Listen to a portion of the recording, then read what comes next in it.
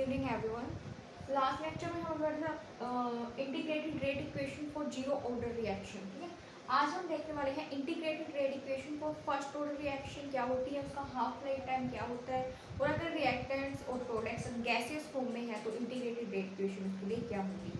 ठीक है, तो देखो सबसे पहले हम पढ़ रहे हैं integrated rate equation for first order reaction. ठीक है, तो मान लो कोई भी रिएक्शन हो रही है, ए रिएक्टेंट है, उससे क्या बन रहा है, कोई भी प्रोडक्ट बन रहा है। ठीक है, तो अब इसके लिए रेट किसके इक्वल होगी, rate equal to change in concentration, change in concentration of reactant यानी कि A divided by change in time, और आगे लगाएंगे नेगेटिव साइन, क्या इंडिकेट कर रहा है कि कंसंट्रेशन टाइम के साथ में डिक्रीज होती है। ठीक है, equal to rate constant multiply by concentration of the reactant. अब फर्स्ट ऑर्डर रिएक्शन है तो इसकी कंसंट्रेशन की पावर क्या होगी, 1। ठीक है, तो आप देखो हम लिख सकते हैं इसको dA by dt equal to KA1।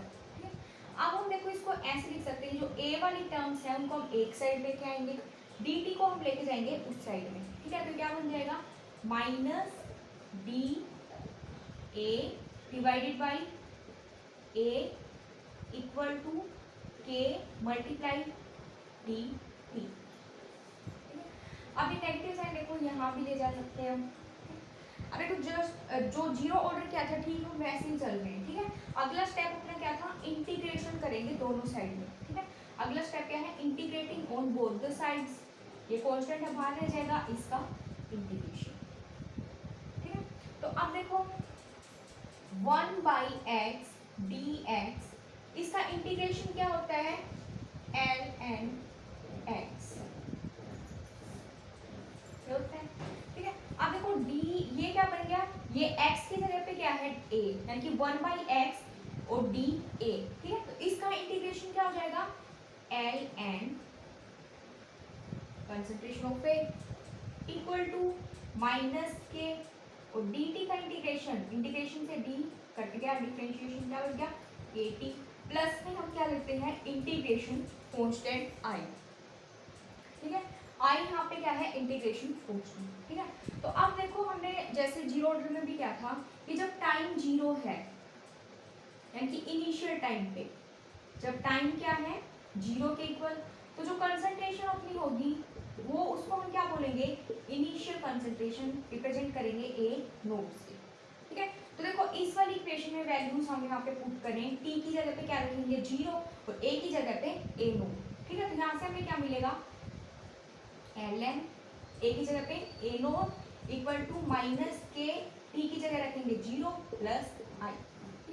देखो यहाँ से हमें आई की वैल्यू मिलेगी, आई यानी कि इंटीग्रेशन कांस्टेंट की वैल्यू कितनी होगी, ln ए नोट। ठीक है, अब हम क्या कर सकते हैं कि जो आई की वैल्यू है वो इस वाली इक्वेशन में पुट करेंगे। ठीक है, तो क्या बन जाएगा, ln A equal to minus K T plus ln A naught. यहाँ देखो इसको ऐसे लिख सकते हैं, ln ए को हम उस साइड लेके जाएंगे और के टी इस साइड लेके आएंगे, तो माइनस के टी क्या हो जाएगा, plus K T equal to ln A naught minus ln A. ठीक है, या हम इसको लिख सकते हैं, देखो के टी इक्वल टू, अब log x माइनस या ln x minus ln y को हम क्या लिख सकते हैं, ln x divided by y। ठीक है, तो क्या बन गया, ln x minus ln y, इसको हम क्या लिख सकते हैं, ln a note divided by a। ठीक है, अब देखो ln को हम log में कन्वर्ट करेंगे तो क्या किसके इक्वल लिख सकते हैं, kt equal to 2.303 log a naught by a। यहाँ से अपने पास में एक्सप्रेशन क्या आ गया फर्स्ट ऑर्डर के लिए, टाइम लिख सकते हैं, time equal to 2.303 divided by K, उस साइड में जाके डिवाइड हो जाएगा log। ठीक है, और ये क्या है, initial concentration divided by concentration at any time T.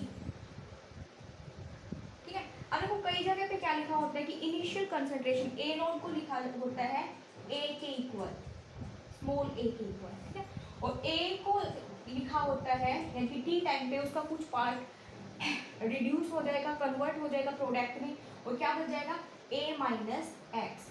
ठीक है, तो इस एक्सप्रेशन को हम ऐसे भी लिख सकते हैं T equal to 2.303 divided by K log, ठीक है, ए नोट की जगह पे रखेंगे ए और ये ए माइनस एक्स, कई जगह ऐसे भी लिखा हो सकता है। ठीक है, अब देखो हम देखते हैं इसका हाफ लाइफ टाइम। ठीक है, तो अगर हम इसका हाफ लाइफ टाइम यहाँ पे देखेंगे तो हाफ लाइफ टाइम क्या होता है, वो टाइम जब कोई रिएक्टेंट अपनी कंसंट्रेशन का हाफ रह जाता है, उस टाइम को हम क्या बोलते हैं, हाफ लाइफ टाइम। ठीक है, अगर की हाफ लाइफ टाइम लिखेंगे तो टी की जगह पे हम क्या रखेंगे, टी हाफ इक्वल टू क्या है 2.303 डिवाइडेड बाई के लोग। तो हाफ लाइफ टाइम का मतलब क्या हो गया, जब कोई रिएक्टेंट अपनी कंसंट्रेशन का क्या हो जाएगा, हाफ हो जाएगा। ठीक है, यानी कि कितना इसमें से कंज्यूम हो जाएगा, एक्स की वैल्यू अगर मतलब हाफ लाइफ टाइम है तो क्या आ जाएगी a/2। ठीक है, तो ऐसे क्या हो गया log a divided by a minus a/2। ठीक है, अब a में से a/2 गया तो क्या बच गया a/2। ठीक है, a से a कैंसिल हो गया यहाँ पे। ठीक है, और ये क्या बन गया log 2। ठीक है, अब हम क्या लिख सकते हैं, T half equal to 2.303 divided by K, log T की वैल्यू कितनी होती है 0.3010। ठीक है, इसको मल्टीप्लाई करेंगे तो हाफ लाइफ टाइम आपके पास कितना आ जाएगा 0.693 डिवाइडेड बाई के। देखो यहाँ से हमें एक चीज देखने को मिल रही है कि जो हाफ लाइफ टाइम होता है फर्स्ट ऑर्डर रिएक्शन का, वो कॉन्सेंट्रेशन से क्या होता है, इंडिपेंडेंट होता है, कि कॉन्सेंट्रेशन पे डिपेंड नहीं करता। ये यहाँ पे क्या है, रेट कांस्टेंट के इक्वल। ठीक है, अब दूसरा देखो यहाँ पे क्या है, ये वाली इक्वेशन हम देखी थी यहाँ पे। ठीक है, देखो यहाँ क्या है, K T equal to L N A naught divided by A. ठीक है, अगर हम इसको एक्सपोनेंशियल की फॉर्म में लिखेंगे तो हम क्या करेंगे, दोनों साइड ln से डिवाइड करेंगे। ठीक है, यानी कि ln से मान लो हमने डिवाइड कर दिया। ठीक है, तो ये क्या बच गया 1/n को क्या लिख सकते हैं e की पावर के टी इक्वल टू ln से ln गया a नोट बाई a। या हम इसको लिख सकते हैं रिवर्स करके, अगर हम इसको लिखें तो क्या लिख सकते हैं, a ऊपर चला जाएगा रिवर्स करेंगे तो, और a नोट नीचे आ जाएगा, और इक्वल टू ये 1/e की पावर के टी बन जाएगा, यानी कि e की पावर माइनस के टी हम इसको लिख सकते हैं। ठीक है, तो a किसके इक्वल आ गया, concentration at any time equal to exponential minus K T और इनिशियल कंसंट्रेशन। ये हो गया एक्सपोनेंशियल फॉर्म में integrated rate equation for zero order reaction. ठीक है, तो यहाँ से हम देखा कि इंटीग्रेटेड रेट इक्वेशन किसके इक्वल आ रही है 2.303 बाई के लोग ए नोट, यहाँ पे क्या है इनिशियल कंसंट्रेशन, ए क्या है एट एनी टाइम पे कंसंट्रेशन की 10 मिनट 5 मिनट पे जो भी कंसंट्रेशन होगी वो। ठीक है, कई जगह लिखा हो सकता है इनिशियल कंसंट्रेशन की जगह पे ए लिखा होता है और एनी टाइम पे ए माइनस एक्स। फिर हमने देखा कि हाफ लाइफ टाइम क्या होता है, हाफ लाइफ टाइम क्या होता है, जब कोई भी रिएक्टेंट अपनी इनिशियल कंसंट्रेशन का हाफ हो जाता है, उस वाले टाइम को हम क्या बोलेंगे, हाफ लाइफ टाइम। ठीक है, अब हाफ लाइफ टाइम का मतलब क्या हो गया कि अगर हम यहाँ पे हाफ लाइफ टाइम ले रहे हैं तो x यहाँ पे वैल्यू क्या हो जाएगी a/2 हो जाएगी। x की जगह पे हमने a/2 यहाँ पे पुट किया तो क्या आ गया अपने पास log 2 आ गया। log 2 की वैल्यू हमने पुट की कितनी 0.3010, और यहाँ से हाफ लाइफ टाइम कितना आ गया 0.693 डिवाइडेड बाई k। तो जो फर्स्ट ऑर्डर रिएक्शन का हाफ लाइफ टाइम होता है वो क्या होता है, जो कंसंट्रेशन है उससे इंडिपेंडेंट होते हैं। फिर हमने क्या करना सीखा यहाँ पे, एक्सपोनेंशियल फॉर्म में लिखा हमने इस इक्वेशन को। तो एक्सपोनेंशियल फॉर्म में किसके इक्वल है, a equal to exponential minus K T, और ये क्या है a नोट। a नोट यहाँ पे क्या है initial concentration of the reactant. ठीक है, तो ये है फर्स्ट ऑर्डर रिएक्शन। ठीक है, अब दूसरा देखो यहाँ पे ग्राफ प्लॉट कर सकते हैं हम यहाँ पे।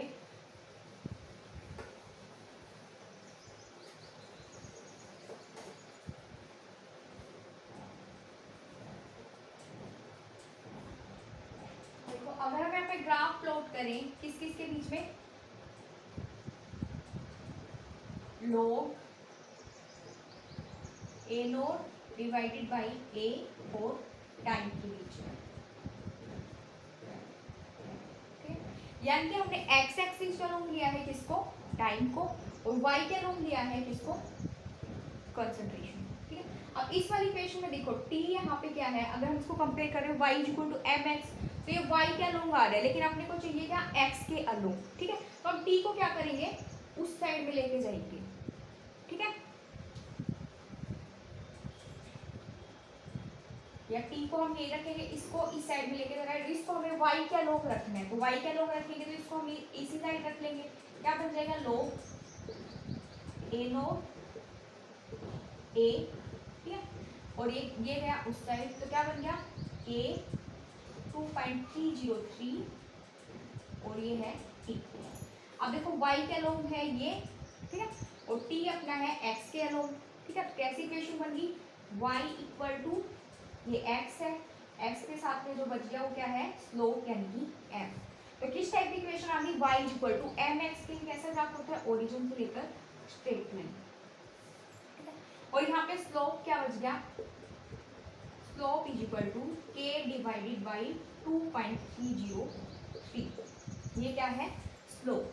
ठीक है, तो ये हो गया इसके लिए ग्राफ कंसंट्रेशन और टाइम के बीच में फर्स्ट ऑर्डर रिएक्शन के लिए। ठीक है, अब दूसरा देखो यहाँ पे पूछा जा सकता है कि मान लो जो रिएक्टेंट्स और प्रोडक्ट्स हैं वो अगर गैसियस फेज में है, यहाँ पे तो क्या लिक्विड फेज में थे, कंसंट्रेशन हमने ले लिया, अगर वो गैसियस फेज में है तो उस केस में इंटीग्रेटेड रेट इक्वेशन क्या होगी। ठीक है, देखो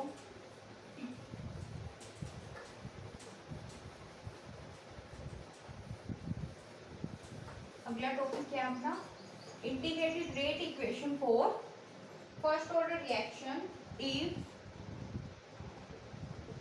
reactants and products are in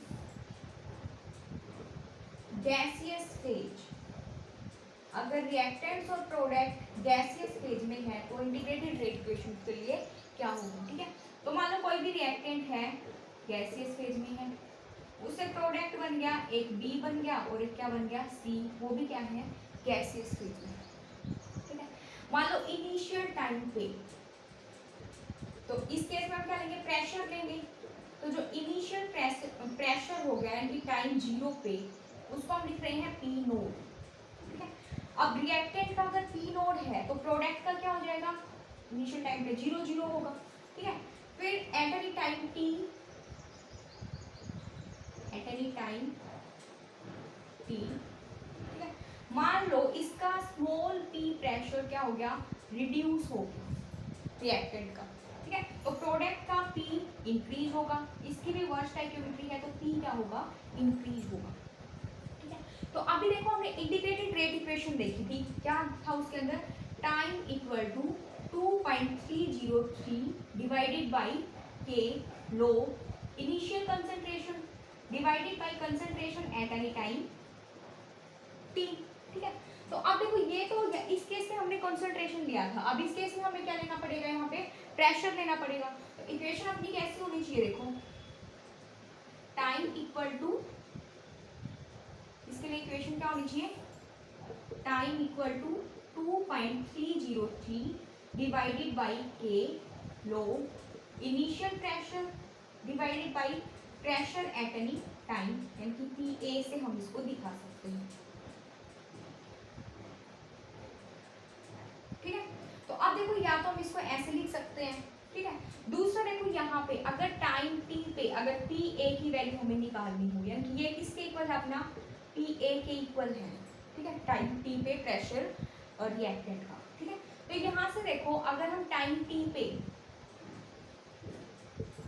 eight time T total pressure को हम लिख रहे हैं पी टी से। ठीक है, तो total pressure total pressure equal to pressure of the reactants plus में प्रेशर ऑफ द प्रोडक्ट। तो क्या बन गया, P naught minus small P plus P